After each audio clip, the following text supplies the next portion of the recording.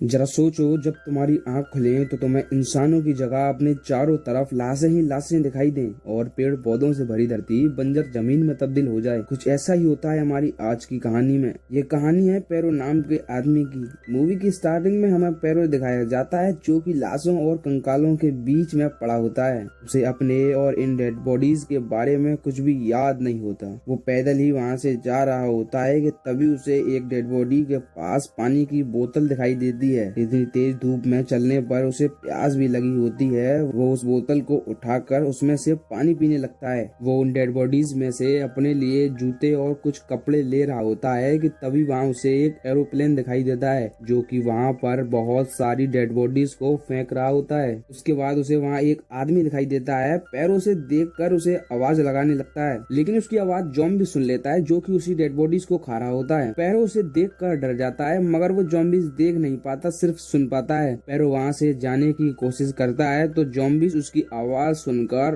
उस पर हमला कर देता है। तभी पीछे से एक आदमी आकर ज़ॉम्बीज को गोली मारकर पैरो को बचा लेता है। वो आदमी पैरो से कहता है, यहाँ रहना खतरे से खाली नहीं है, ज़ॉम्बीज तुम्हें जिंदा ही खा जाएंगे, और वो उसे अपने साथ ले जाने लगता है। पैरो उनसे उन एरोप्लेन्स के बारे में पूछता है। वो उसे बताता है कि कहीं वॉर में लोग मर रहे हैं तो कहीं भुखमरी से लोगों को वहीं से लाकर यहाँ फेंका जा रहा है। वो आदमी उसे अपने अड्डे पर ले जाता है और वहाँ पर अपने साथियों से मिलाता है। इनमें से एक आदमी उसे पीने का पानी देता है, लेकिन उसके गिलास में थूक देता है। मगर पैरो को बहुत जोरों से प्यास लगी होती है, इसकी वजह से वो सारा पानी एक ही बार में पी जाता है। इसके बाद वो लोग उसे खाना खिलाने अंदर ले जाते हैं और वहाँ पर अजीब अजीब बातें करके उसे डराने लगते हैं। फिर उनमें से वो लड़की उसके लिए खाना लेके आती है जो कि पूरी तरह से सड़ा हुआ था। वो सब लोग उसे जबरदस्ती खाना खिलाने की कोशिश करते हैं। उसके बाद वो लोग पैरों से अपने लिए कपड़े और जरूरत का सामान छीन लेते हैं और वो लड़की पैरों को किसी चीज से मारकर बेहोश कर देती है। पैरों बेहोशी की हालत में एक सपना देखता है जिसमें वो किसी का मांस खा रहा होता है, लेकिन तभी वो लोग आकर उसे टॉर्चर करने लगते हैं। दरअसल वो लोग पैरों से उसी के बारे में जानने की कोशिश कर रहे होते हैं, लेकिन पैरों को उसकी पिछली जिंदगी के बारे में कुछ भी याद नहीं होता।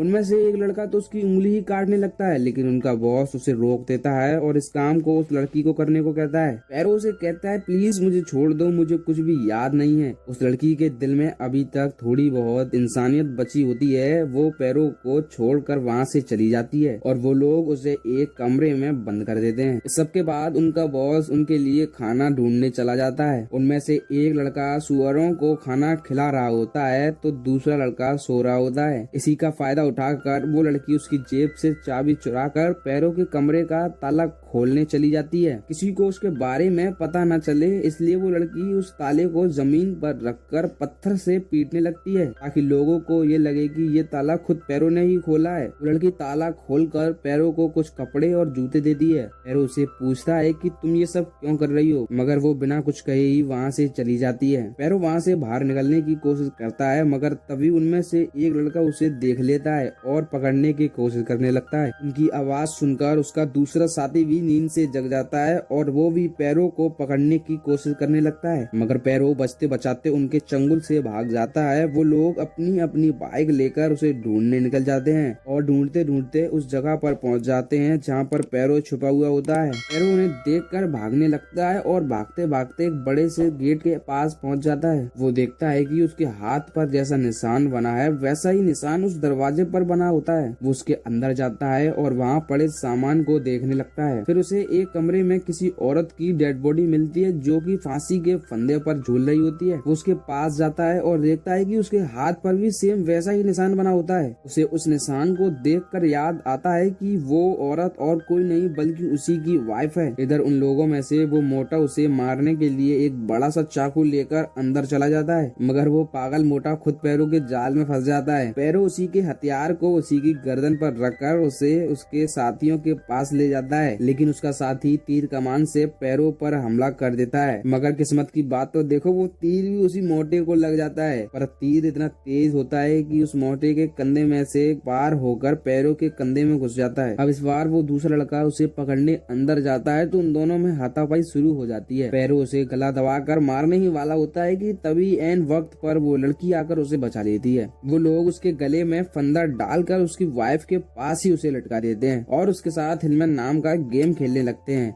जिसमें वो तीनों बारी बारी से उसके स्टूल को तोड़ना शुरू कर देते हैं। अभी अचानक से उन्हें किसी की आवाज सुनाई देती है। वो मोटा आदमी जाकर देखता है तो बाहर बहुत सारे ज़ॉम्बीज़ खड़े होते हैं। फिर वो दोनों मिलकर ज़ॉम्बीज़ से लड़ रहे होते हैं कि तभी वो लड़की पैरों की रस्सी काट देती है। उसी वक्त पैरों को वहाँ पर एक गन मिल जाती है और वो सीधा उस लड़की की तरफ गन पॉइंट कर देता है। लेकिन इधर ज़ॉम्बी ज्यादा होने की वजह से वो लोग वहाँ से भागने लगते हैं तो वो लड़की भी उन्हीं के साथ चली जाती है। फिर कुछ देर में वहाँ ज़ॉम्बीज़ अंदर घुस आते हैं और पैरों उनसे डरता हुआ बचकर जाने लगता है। तभी अचानक से पैरों के सामने एक ज़ॉम्बीज़ आ जाता है, लेकिन वो उसे सूंघ कर बिना कुछ कहे ही वहाँ से चला जाता है। अब यहाँ पर पैरों को समझ आ जाता है कि वो भी धीरे धीरे उन्हीं के जैसा निर्वक्षी बनता जा रहा है, इसीलिए उसे कुछ भी याद नहीं है। फिर वो सबसे पहले अपनी वाइफ की लाश को नीचे उतार कर जमीन में दफना देता है। फिर हमें उन लोगों का अड्डा दिखाया जाता है जहाँ पर उनका बॉस दिन भर घूमकर उनके लिए खाना लेकर आता है। फिर जब उसे पैरों के बारे में पता चलता है तो वो उन लोगों पर बहुत नाराज होता है और उन्हें डांटने लगता है। अभी बाहर से गोली चलने की आवाज आती है। वो लोग जाकर देखते हैं तो पैरों उन ज़ॉम्बीज़ के साथ दरवाजे पर गोलियां चला रहा होता है। ये सब देखकर वो लोग अंदर चले जाते हैं और एक साथ मिलकर लड़ने का सोचते हैं। अभी कुछ ज़ॉम्बीज़ अंदर आ जाते हैं और वो लोग मिलकर उन्हें मार देते हैं। इधर वो मोटा आदमी ज़ॉम्बीज़ से डरकर छुप रहा होता है कि तभी उसके पीछे से